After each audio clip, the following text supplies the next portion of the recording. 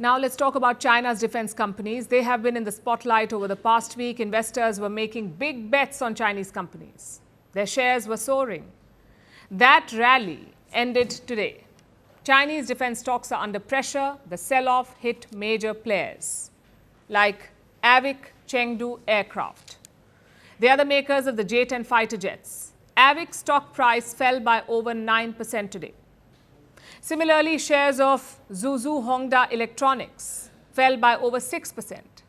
This company makes the PL-15 missiles. Now, Pakistan has both systems in its arsenal, the J-10 fighter jet and the PL-15 missile. Pakistan uses both.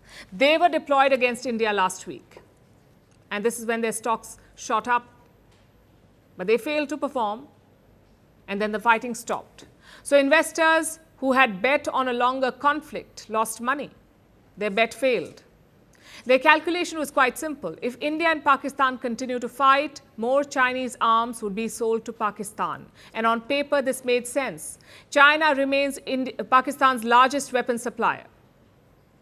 China is Pakistan's largest weapon supplier from 2019 to 2023. In 4 years, 81% of Pakistan's arms came from China.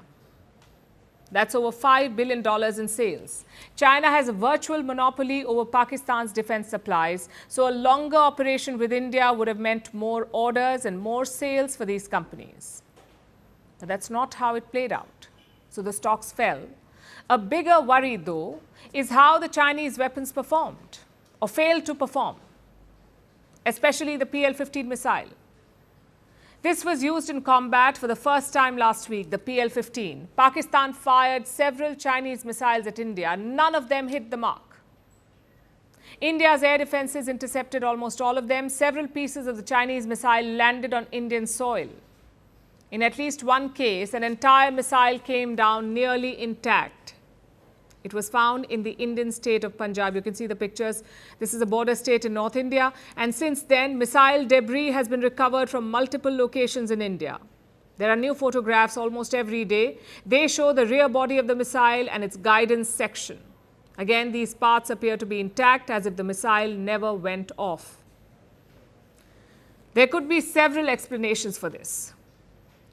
Maybe Pakistani pilots did not fire the missile correctly, or the missile lost power, or it was shot down, or it just missed the target. Whatever the reason, the result was the same.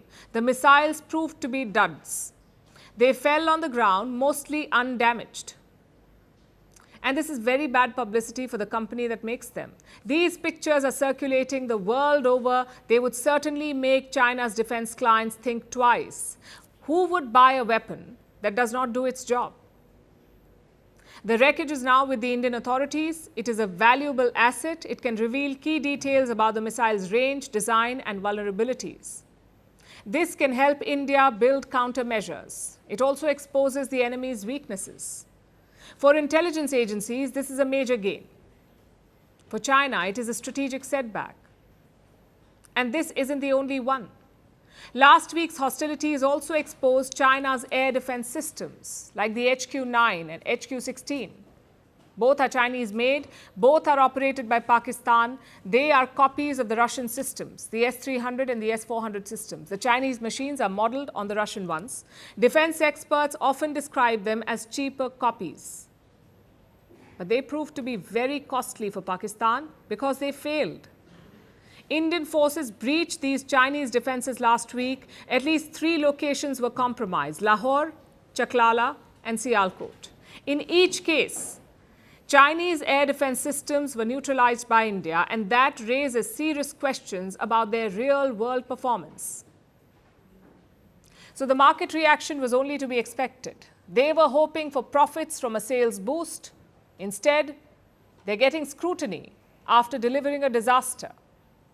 You see, when a weapon fails, the damage is not just tactical, it hurts reputations. China clearly has a lot of work to do. At Firstpost, we are choosing to hold on to accuracy. That means we won't always be first. We may not get you your breaking alert. But what you will get is what we owe you. And that is the truth. Verified, checked, and cross-checked. We rely on sources and verified ones. After all, that's what separates a journalist from a loudspeaker. But sometimes even we miss a beat, and when we do, we will tell you. Like yesterday, we ran visuals from a registered news agency. That visual turned out to be fake, so we are taking accountability. And from now on, we will cite the source of every visual, every picture, every video that you see on Firstpost will have a source mentioned. That is our commitment to you. We will wait, we will verify, we will ask again, and only then will we tell you. No noise, no panic, just the facts. Because right now, that is what the country needs most.